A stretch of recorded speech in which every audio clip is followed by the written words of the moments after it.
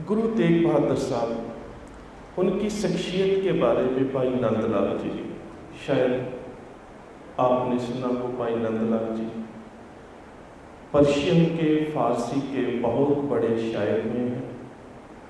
उनके बाप छज्जूराम जी भी, जो मुल्तान के रहने वाले थे। औरंगजेब जो हिंदुस्तान का बादशाह था, उसके परिवार में पर्शियन लैंग्वेज और अरबिक, अरबी और फारसी पढ़ाने के उस्ताद थे। उनकी एक रचना है गंजनामा। गंजनामा के 104 नंबर शेर में वो गुरु तेग बहादुर साहब के बारे में जब उनकी सिफ्त करते हैं, वो लिखते हैं, तेग बहादुर रा सरापा अफजाल, जीनत अराय महफिल ज़ातो ज़लाल। सभी फारसी के शब्द हैं। कोई यहाँ पर कोई भाई या बहन ऐसे बैठे हैं जो इस्लाम से संबंधित है तो हाथ खड़ा करेंगे। जो इस्लाम से संबंध रखते हैं नहीं है। सो अगर होते तो थोड़ी समझने में हमें और भी आसानी होती कि इस शेर में नंदलाल जी गुरु तेग बहादुर साहब की शख्सियत को जब बयान करते हैं तो कहते हैं, तेग बहादुर रा सरापा अफजाल। अगर हम किसी मुसलमान भाई से मिलें और उससे हालचाल पूछें कि आपका हाल क्या है, तो उनका जवाब होता है, खुदा का फजल है या अल्लाह का फजल है। फजल का मतलब रहम, करम, कृपा, और फजल एक वचन है और फजल का बहुवचन है अफजाल। नंदलाल जी गुरु तेग बहादुर साहब के बारे में, उनकी शख्सियत के बारे में जब बयान करते हैं अपनी इस फारसी की शायरी में, तो सरापा का मतलब है रूह से, अंदर से, आत्मा से। गुरु तेग बहादुर साहब पूरी तरह से कर्म के साथ पुरनूर है, कर्म के साथ भरे हुए हैं, रहम के साथ भरे हुए हैं, जीनत अराए महफिल। और इसके साथ साथ जब वो किसी महफिल में धर्म की चर्चा करते हैं, जीनत अराए महफिल व ज़ाहो ज़लाल, तब उनका जो ज़ाहो ज़लाल और जो उनकी रोशन दमागी होती है वो देखने के लायक होती है। ये बात भाई नंदलाल जी अपनी रचना फारसी की है गंजनामा, उसमें कहते हैं।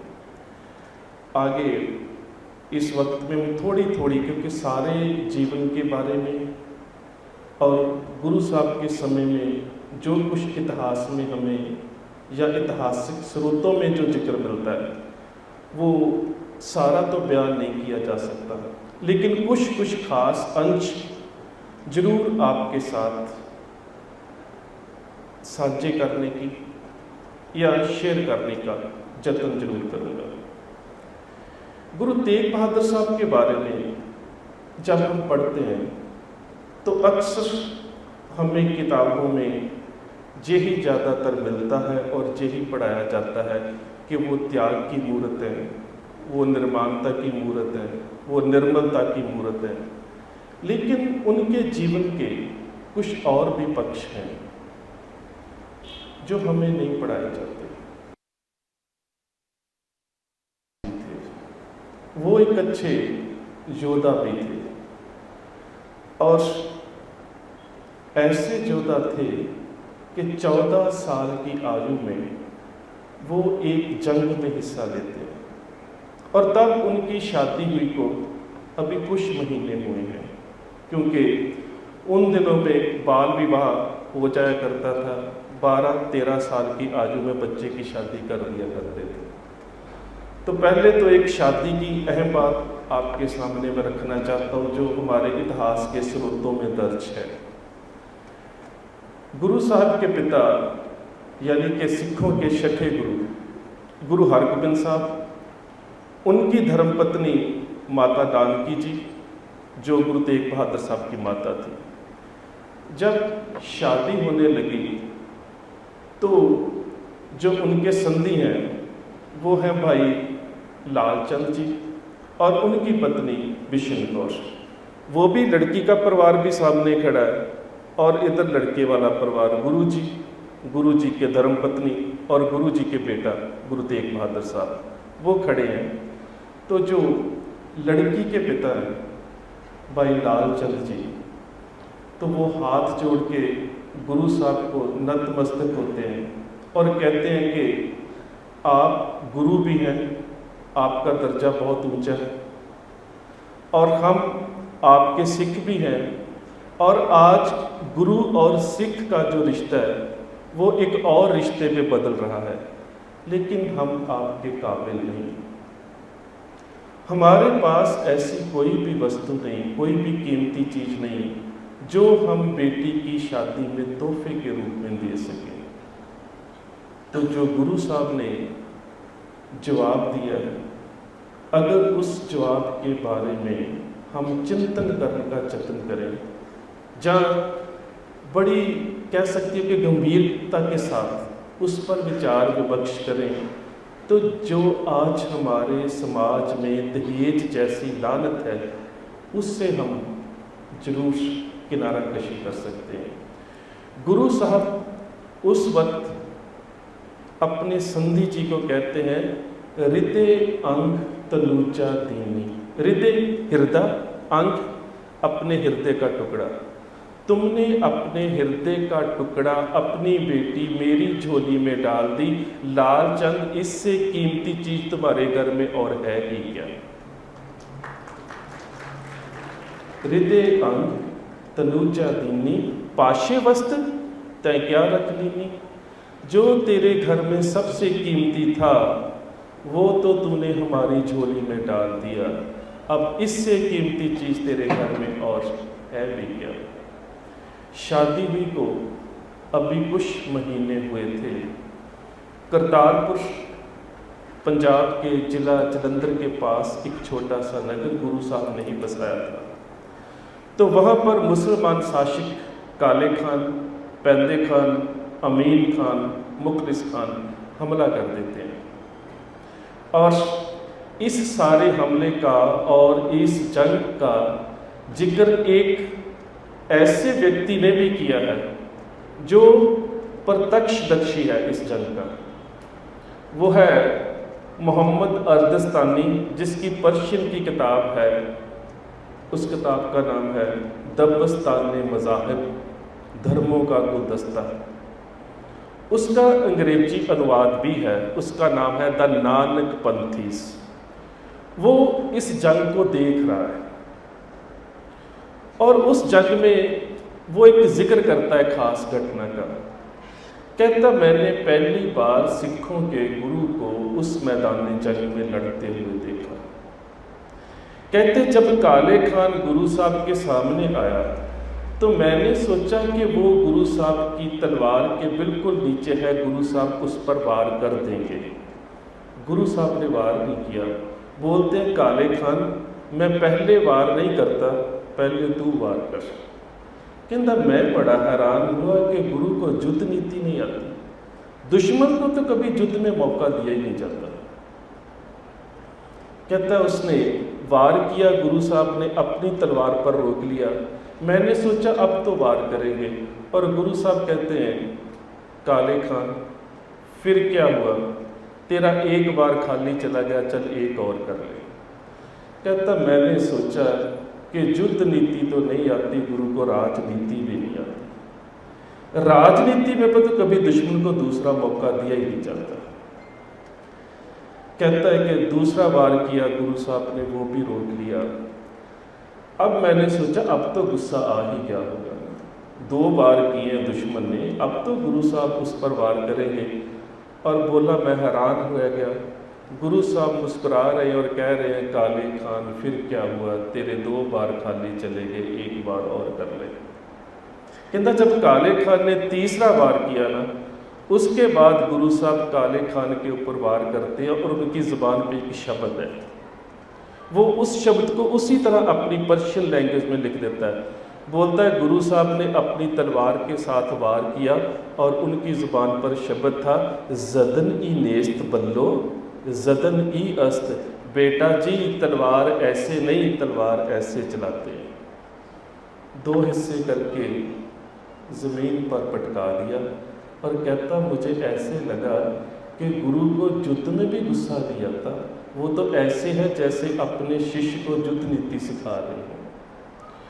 सो इस जंग में, जो ये जंग करतारपुर में हो रही है, गुरु तेग बहादुर साहब जिनके हम प्रकट दिवस को समर्पित इस समारोह में बैठे हैं, वो 14 साल की आयु, अभी कुछ महीने हुए हैं उनकी शादी को, और सुबह से वो जंग लड़ रहे हैं।